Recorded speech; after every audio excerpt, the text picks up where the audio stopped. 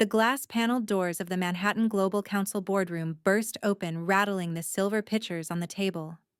"Step away from the screen. Evelyn." The command sliced through the air, sharp and final. My name echoed like a dismissal. "Your methods are outdated. You're finished. Effective immediately." The words hit like a blow. I froze mid-sentence, my presentation still glowing across the 10-foot display behind me. 13 CEOs each, holding power over a piece of the $2.9 billion North Atlantic grid. We had spent 3 years building stared at me. Some blinked, others shifted in their seats waiting for me to protest. I didn't. Not yet. My name is Evelyn Hart, Senior Systems Architect for the North Atlantic Grid Alliance. For 30 years, I've built the quiet frameworks that kept nation-safe energy lines humming in winter storms, hospitals alive during blackouts, control towers guiding planes through chaos.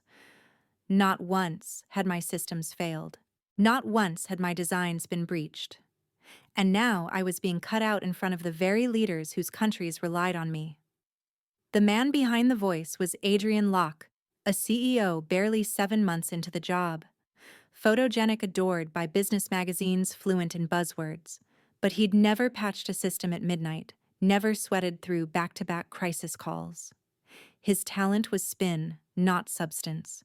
Mine, precision, foresight, and a lifetime of making sure the lights stayed on when everything else fell apart. We were minutes from launching the multi-signature key system linking 9 countries. Each CEO held a digital key. The final master key, by design, by contract, by necessity, was mine.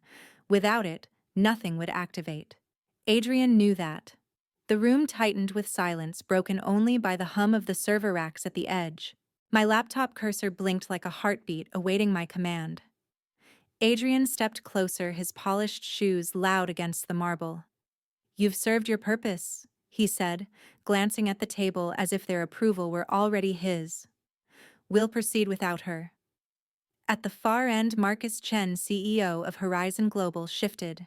His face remained unreadable, but his fingers tapped the table 3 measured beats. A signal. To me. I met his eyes for half a second. The message was clear. The game wasn't over. Not yet. Minutes later, I walked the glass corridor toward the lobby, each step deliberate, heels striking rhythm into the floor. This wasn't the march of defeat. It was the steady beat of calculation. I am Evelyn Hart, 60 years old, 3 decades safeguarding the invisible arteries of nations. Adrian Locke was the face, but I was the foundation. He'd just tried to rip it out in front of the world's power brokers. At the elevator, brushed steel doors reflected back a calm, steady face, a mask over the fire beneath. My phone buzzed. One message, no name. "Hold steady. I know the truth." I didn't need a signature to recognize Marcus Chen. He hadn't looked away when Adrian struck. And that meant only one thing: this fight wasn't finished. Instead, he tapped 3 steady beats on the table. His eyes met mine, steady, deliberate, a signal I hadn't seen in decades. It carried me back 20 years to a cramped conference room in Geneva. Marcus Chen and I had been drafting the first transatlantic digital defense pact. Back then, the stakes were smaller, but the principle was the same: never build a system without an unbreakable failsafe. I told him, if you surrender your only key, you surrender your leverage. Together, we wrote a clause that would outlive both of us. In the absence of the original architect's master key, all operations remained suspended indefinitely. Only 2 people ever read it before it was buried: the architect and the witness. Marcus knew exactly what it meant. Now, 2 decades later, he still remembered. And he knew Adrian Locke, young, arrogant, and reckless, had just crippled himself without realizing it. The elevator doors slid open. I stepped inside the mirrored walls, reflecting a calmer version of me, though I could feel the steel beneath the surface. I adjusted my coat, pressed the button for the lobby, and let the doors close. Adrian thought he had humiliated me, erased my authority, and cleared his path to claim victory. What he didn't know was that he had walked straight into a trap I had set long before his arrival. The master key wasn't just code, it was the deciding factor in whether the $2.9 billion alliance lived or died, and in my world, leverage was everything. The elevator hummed downward. My breathing stayed even, my pulse steady. I wasn't walking away from the fight. I was walking toward it. I hadn't even reached the far end of the lobby when the next strike landed, not from Adrian directly, but from one of his messengers. Caroline Voss, head of PR, intercepted me by the elevator bank.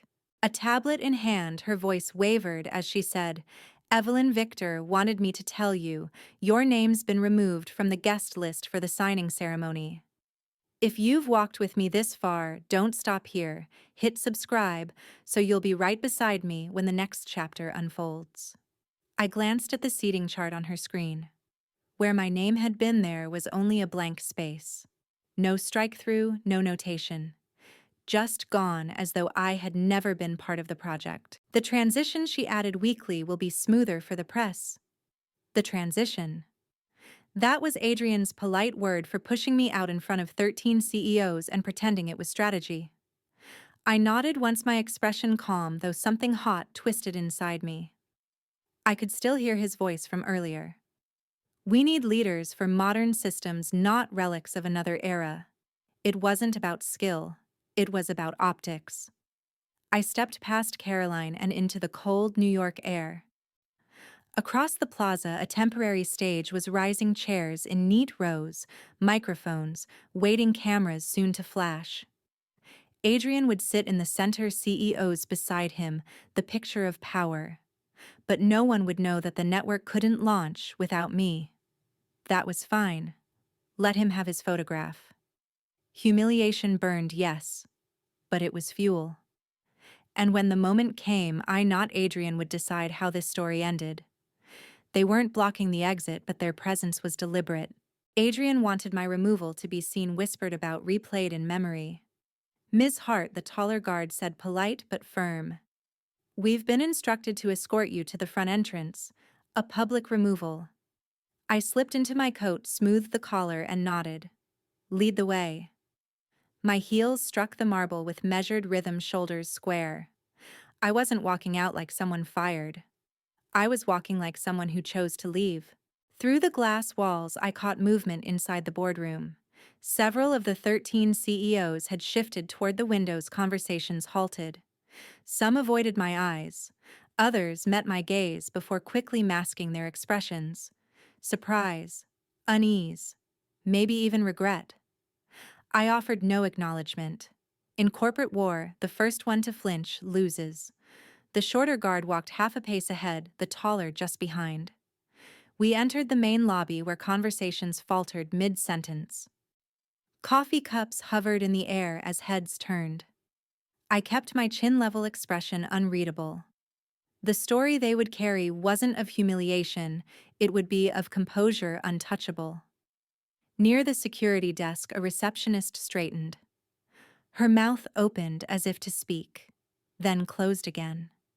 Silence followed us to the revolving doors, where cold daylight spilled across the polished floor.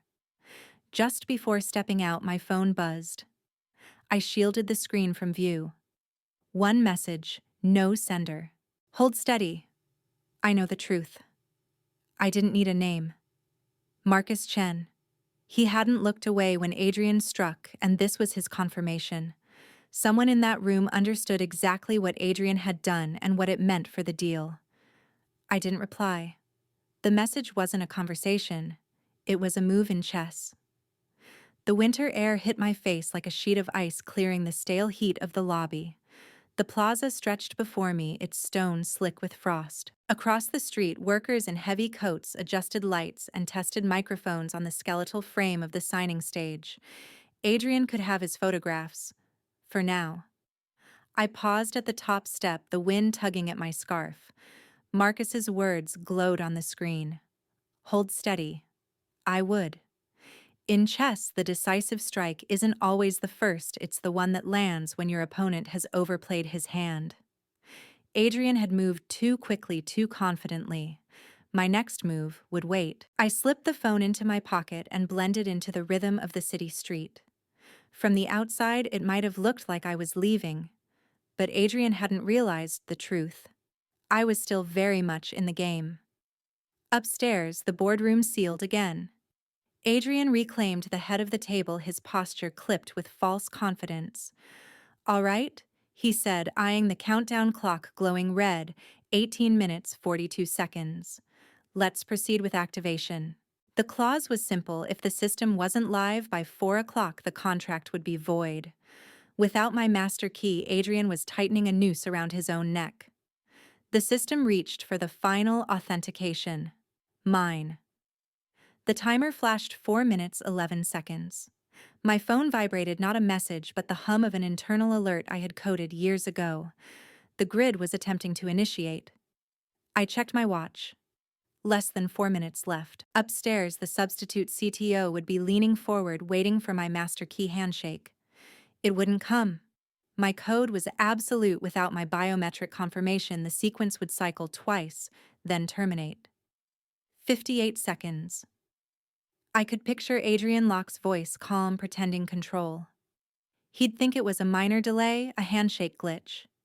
He'd glance for reassurance and instead find confusion, fingers racing across keyboards, murmurs spreading down the table. At 0, the truth would land. Every device in that room, every control hub across 9 nations would flash the same stark message: authentication failed. Contact master architect. I could almost see the stillness, the uncomfortable weight pressing in. Quiet satisfaction warmed me in the cold air of the plaza. My system was working exactly as intended, protecting itself from shortcuts, from arrogance, from men like Adrian, who thought spin could substitute for architecture. Across the street, technicians dragged cables toward the ceremony stage. Cameras would flash, speeches would be made, but without me, there was nothing to launch. I turned away, scarf tugged by the winter wind, and walked to the corner coffee shop. No need to rush. The clock had already run out. Inside, I settled at a marble-top table near the wide windows. The tower loomed across the street, its upper floors glowing with turmoil. I wrapped my hands around a cup of coffee, not for the caffeine, but for stillness. Movement draws attention. Stillness lets you see everything. Employees slipped in and out of the revolving doors. Their glances skated toward me, then away. Rumors were already spreading. My phone buzzed again. Unknown number. I hesitated, then answered. "Evelyn," the voice said, low and steady. "Marcus Chen." "I didn't expect you so soon," I replied. "I don't have much time," he said. Voices echoed behind him, sharp, restless, agitated. "The room is in chaos. The CEOs are furious. Not one of them knew you were being cut out before activation." I sipped my coffee slowly, bitterness rolling across my tongue. Adrian didn't tell them, not a word. He tried to cover it as streamlined decision-making. They aren't buying it. Not after what just happened. I pictured it: 13 leaders, billions at stake, realizing the linchpin had been yanked without warning. Satisfaction lingered, but leverage mattered more. "What's the temperature now?" Marcus exhaled sharp through the line. "They're asking about you, about the master key, about why the system was designed that way. Some remember your warnings. Others are only now connecting the dots. And you, I know exactly what happened," he said. Then softer. "Do you remember Geneva? 20 years ago you told me, never give away your only key. That advice is why you still hold control now. And why Adrian's about to learn just how badly he's miscalculated." The board questioning Adrian's judgment meant my absence had become the loudest statement of all. "All right," I said at last. "I'll hold position." Marcus's reply was steady. "I'll be in touch." The line clicked dead. I set the phone beside my coffee and gazed out the cafe window. Across the street, crews were still assembling the signing stage as though nothing had shifted. But I knew the reality: the system failure had cracked Adrian's grip, and through that fracture opportunity was pouring in. I lifted my cup. The coffee was lukewarm, bitter. Some flavors are better when they linger. From my corner table, I could see the top floors of the Lock Global Tower glowing against the dusk. I could almost feel the pulse of the servers I had built, their rhythm still mine, even from here. Then my laptop pinged an alert from one of my private monitoring channels. A master key sequence was being attempted. Adrian wasn't wasting time.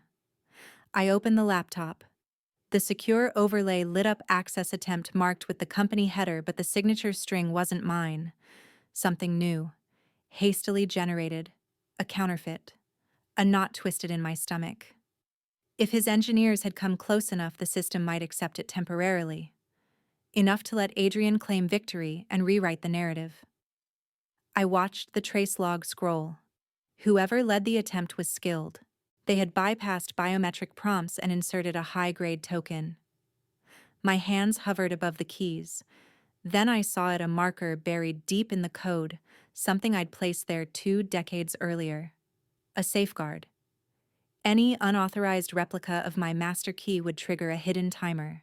6 minutes after success, the false key would collapse, purging itself and forcing the system into standby. They didn't know. But I did. Still, 6 minutes was 6 minutes too long. In a boardroom filled with CEOs and cameras, it could be enough to sway momentum. The logs flickered. The test cleared. 90 seconds from handshake. I leaned back, coffee cooling beside me, pulse syncing with the scrolling code. For the first time in years, doubt whispered, what if the safeguard failed? What if age had eroded what I once wrote? The handshake completed. The system flashed. Master key authentication success. I could almost see Adrian's smug relief, hear the engineers pushing forward, keyboards clattering. I checked my watch. 5 minutes, 59 seconds. The timer was running. For 5 minutes, the grid appeared alive. Control channels opened across 9 nations, green lights flickering on. To anyone watching, the problem seemed solved. My absence irrelevant. 4 minutes, 3. My heartbeat slowed, certainty returning. They were inside my system, but only on my terms. At 0, the map blinked. Green reverted to red. Channels slammed shut. Across every device, master key invalidated. Session terminated. Contact master architect. I closed the laptop, exhaling. The knot eased. Adrian's desperation had brought him close, but close wasn't enough. And he had just learned the difference. My phone rang. This time, a name appeared. Marcus Chen. They're calling another meeting, Marcus said without preamble. Full board this time. I leaned back in my chair. And I made it clear, this doesn't happen without you in the room. See you soon. Through the faint static, I caught the hum of voices, sharp, restless, incredulous. The energy had shifted. Frustration had hardened into challenge. What changed? I asked. The failure didn't disappear when you walked out. And Adrian's attempted workaround. Let's just say it didn't inspire confidence. I almost smiled. So they're connecting the dots. They're not just connecting them, Marcus said. They're writing them in ink. You'll want to hear this. Cho Min, CEO of Eastern Transit, just told the room she won't sign a page until you're back. Said the grid without its architect isn't worth the paper. The image hit like a spark in dry tinder. Cho was famously cautious, unwilling to take risks. If she had drawn her line, others would follow. Adrian's losing control, Marcus added. I dropped a few bills on the table for my untouched coffee. Send the invite. Already on your way, he replied before hanging up. By the time I stepped back into the Lock Global Tower, the executive floor was humming. Assistants whispered into headsets, moving quickly. At the boardroom doors, the guard hesitated, then pushed them open. The air inside was dense with tension. Adrian stood near the head of the table, jaw tight, hands braced against the chair. 13 CEOs sat scattered around, attention divided between him and the stack of contracts. And then I saw it. Worn edges. Ink a shade lighter than fresh print. A copy of the original contract. I stepped closer. Every signature intact, 13 plus mine. and buried in the legal text the clause Marcus and I had written 20 years ago. In the absence of the architect's master key, all operations remain suspended in perpetuity. No edits, no amendments. Hope stirred in my chest. This wasn't just leverage, it was law. Cho Min sat 2 seats from the left, her gaze steady. If she isn't part of this deal, I'm out. And I doubt I'm alone. A ripple spread through the room. 2 CEOs nodded at once. Another leaned back, folding his arms. Adrian's mouth opened, then shut, his grip tightening on the chair. I let the silence stretch my eyes, sweeping the table. This wasn't hope anymore. It was balance, tipping back. I moved slowly, my heels clicking against the polished floor, each step deliberate. Not to make a scene, but to reclaim my seat. Marcus caught my eye and nodded once. Other CEOs leaned forward, attention fixed. I reached the chair opposite Adrian, the one that had been mine for years. Without asking, without permission, I pulled it out and sat. The room froze, the kind of stillness that comes when certainty begins to fracture. I folded my hands, my voice even. Before we move further toward activation, there's something you all need to read. From my bag, I withdrew a document sleeve and slid it to the center of the table. Inside was my own preserved copy of the grid contract. It was identical to the one already on the table, except for the yellow highlight marking the clause everyone had forgotten. Marcus reached first, flipping directly to it. His voice carried evenly across the room as he read aloud. In the absence of the original architect's master key, all operations shall remain suspended in perpetuity. Furthermore, any change in personnel in the position of Chief Systems Architect prior to activation shall render the agreement void in its entirety. The words fell like lead on a scale. This isn't a suggestion, I said quietly. It's binding. Signed by every party here, written to protect the network and the trust between nations. The architect must be present for activation. Cho Min gave a small, satisfied nod. 2 others murmured agreement. Across the table, one CEO tapped his pen against the paper, a signal he'd already chosen his side. Adrian's jaw flexed. You're implying this entire deal collapses without you. I'm not implying anything, I replied. My tone flat as glass. I'm reading the terms you signed. The silence that followed wasn't frozen, it was aligned. Eyes turned toward each other instead of toward Adrian. Decisions were being weighed, balances recalibrated. I leaned back, not as retreat, but as signal. My role was already written in ink. This network was built to last decades, I said evenly. You don't gamble with stability for short-term optics. Marcus closed the folder and slid it back. Then it seems we know what must happen next. No one contradicted him. For the first time since Adrian tried to erase me, the weight of the room shifted back. Quietly. Completely. But Adrian never let silence linger. He straightened, pulling his phone from his pocket, his face tight. If you want this deal alive, he said sharply, you'll hear from someone who actually controls the future of this company. I didn't need to ask who. He pressed speaker, letting the room hear the call. Malcolm, it's Adrian. We've hit a snag. Evelyn's being difficult. The other CEOs are hesitant. I need you to make it clear where you stand. Every eye flicked between Adrian and me, waiting for the hammer. A crackle. Then Malcolm's voice, slow and deliberate. Adrian, I was hoping you'd call. The air shifted. He didn't sound eager. Adrian smiled faintly, assuming victory. Good. This is simple. We need signatures today. If Evelyn won't cooperate, we move forward without her.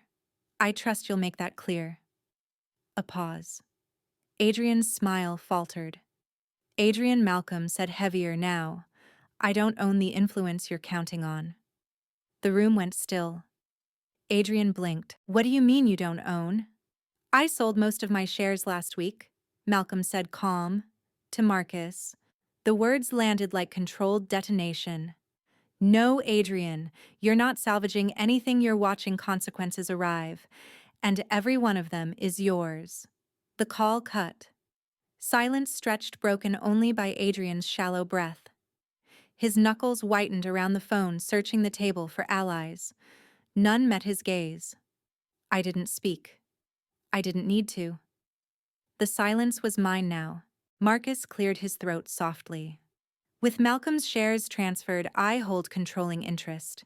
He turned to me, giving the smallest nod. This meeting proceeds under Evelyn's terms.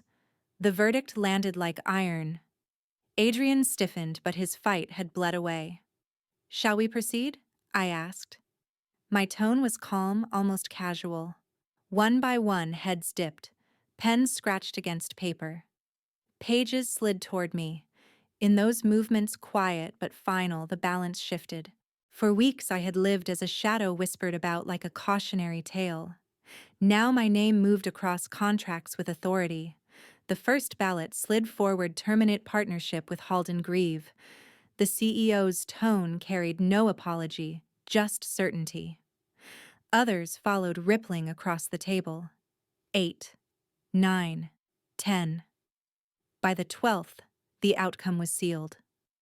Control. Mine again.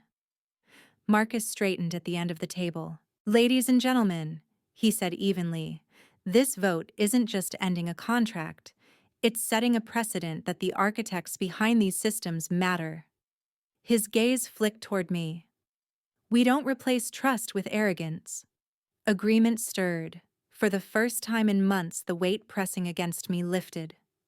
Marcus reached into his case and withdrew a thick binder. He set it at the center of the table. Its binding gleamed with fresh ink. This, he said, is the consortium charter.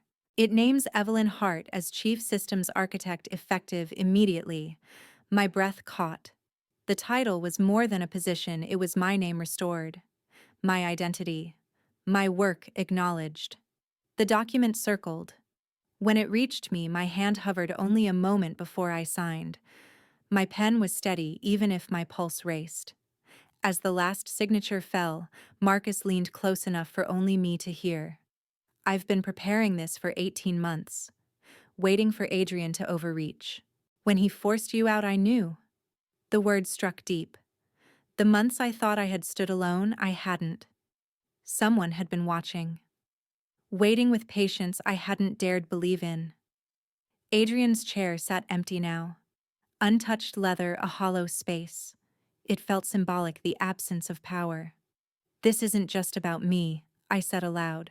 The clause that shielded my role should exist for every architect, every engineer who builds the foundations we depend on. No one should be erased because it's convenient. Several CEOs exchanged looks. One nodded. We'll add it to the charter. Relief surged, not sharp but steady. Recognition.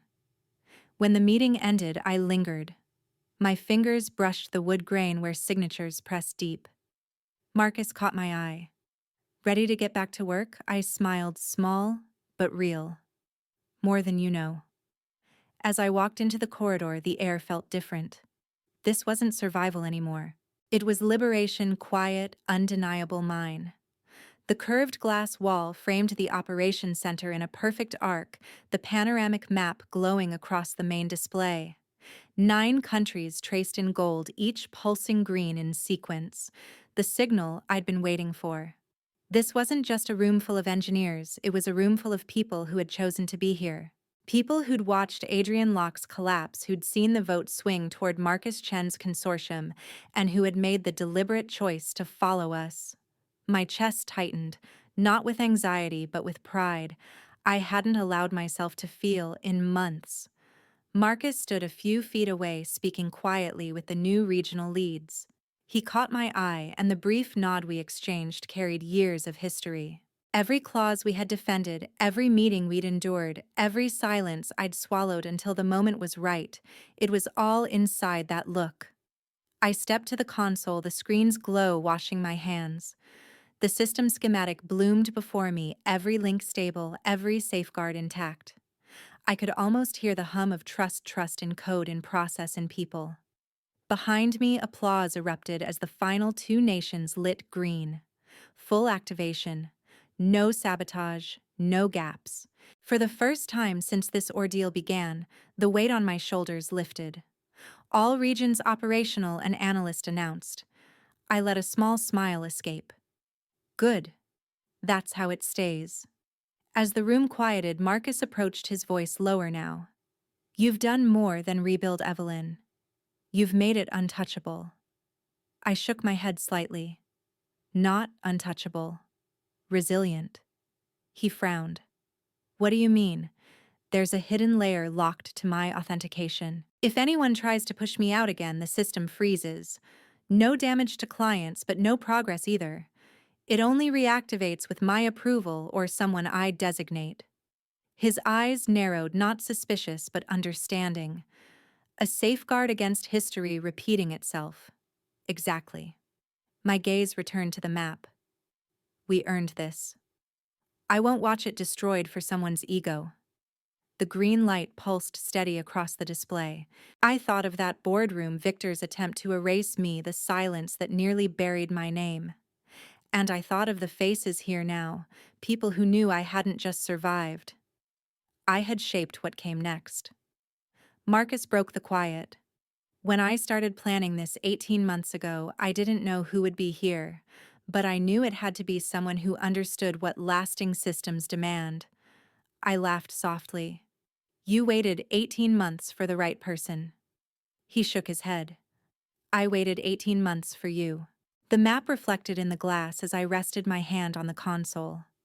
Pride settled in, not just in the system, but in the proof that integrity, tested though it was, can endure. Empires fall, I said softly, but systems built with integrity last. When I look back at everything I endured, I realize strength isn't always loud. It's often found in the quiet choices we make to stand firm when the world tries to erase us. That's why I want to hear from you. What do you think of my fight to reclaim my place? Leave your thoughts in the comments below. I'll be reading them. And if my story resonates with you, remember this: never let anyone convince you that your worth is disposable. Stand by your work, your principles, and yourself. Integrity will carry you further than power ever could.